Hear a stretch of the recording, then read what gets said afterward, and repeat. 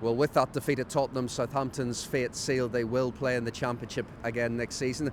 I'm delighted to say Martin Sanders joins me from the Football Martin YouTube channel. Obviously, Martin, a keen Southampton fan. How do you just sum up the season you've just witnessed? Heartbreaking. It's been heartbreaking. It's been really tough to take. I've travelled up and down the country, been to pretty much every single game, and it's been really, really tough to watch. It's been the worst in my living memory in the top flight. But so much has gone wrong, and it goes back to that moment that we were promoted at Wembley against Leeds United. Jason Wilcox had left the football club, the director of football at that time. He wasn't replaced, and Russell Martin goes into this Premier League campaign, and he didn't have the right people around him, and that's the biggest thing for me. He didn't have the right people around him that were ready to recruit for the Premier League. Do you think that was an issue that could have easily been solved back then by people at the club? Absolutely. Sport Republic have to have a long look at themselves. They own the football club, and they didn't have the right people in the door. Russell needed the right people around him. He needed a director of football. Him and Darren Mowbray went into this season trying to recruit for it. Like I said, they'd never done it before. He said that on Monday Night Football, and it was always going to be difficult with the PSR rules. But you have to be really, really clever on what you bring in and the bodies you need in the door. You need leadership. We didn't have enough leadership. We constantly bought young players. And I thought they would have learnt their lesson, the owners here, from the last time round in the Premier League. They bought a lot of young players.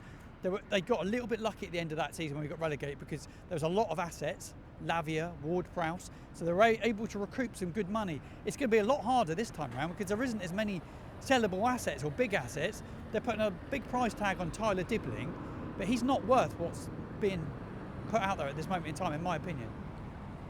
In terms of players, which ones do you fear losing the most? And I guess someone like Aaron Ramsdale comes to mind. He's been kept busy this season. Yeah, look, there's a lot of players I'd be happy to see go. There's not a lot of real class here, other than Ramsdale, like you say, he's been magnificent. And without him a few times this season, we would have been beaten 7, 8, 9-0. He saved us against Brighton and Hove Albion here a few weeks ago, and that could have been double figures easily.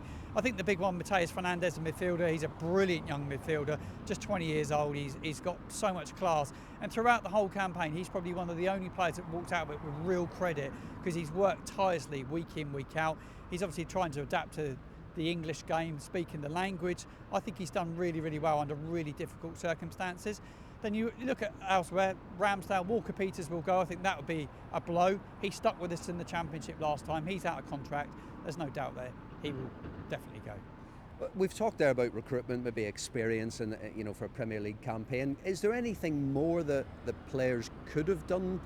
Could they have shown more fight at times, or were they simply out of their depth as a team? I think they're out of their depth. There's no doubt they're out of their depth. That we didn't have the quality for this division. Like I said, we didn't have the leaders, people that played at this level and knew how to win games. Sometimes you've got to dig in deep and scrap for results. And I heard Russell Martin early on in the season say, well, we're not going to scrap for results, we're going to play our way.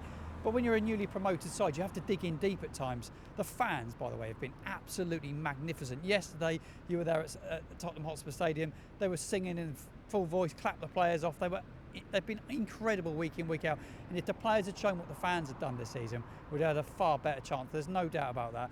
But there's a lot to learn from this season. A lot to learn.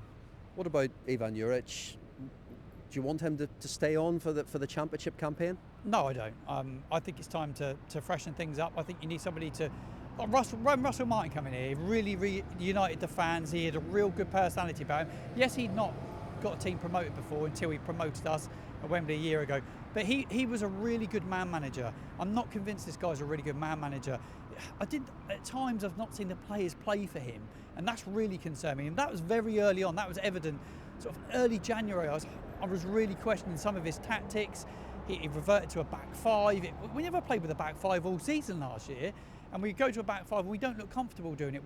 We had Joe Rebo, who's a central midfielder, playing the 10 role, playing at left side centre back at one stage. You've got to play players in their best position and give yourself the best possibility to get results. I don't think he's the man, personally. I'd like to see Danny Roll, and I think a lot of the Southampton fans that I see here on a week-to-week basis when I walk around the ground chatting to fans, they love to see Danny Roll here. I think he's definitely one to look at. But I heard Sean Dyche was a name that's been mentioned today. Certainly somebody that would know the division, knows he was a no-nonsense manager. And and I think you need somebody that's going to get everybody on board quickly. But planning has to start today, and they have to plan very, very quickly, because football's fast moving. They have to get players out the door. There's a lot of deadwood to get out, and you've got to get the right bodies in as well. Well, Martin, a lot to pick through there. We do appreciate your time. The morning after that relegation confirmed for Southampton, obviously attention now turns to trying to go past that Derby County points record. That's an aim between now and the end of the season, but of course they will be playing in the Championship next season.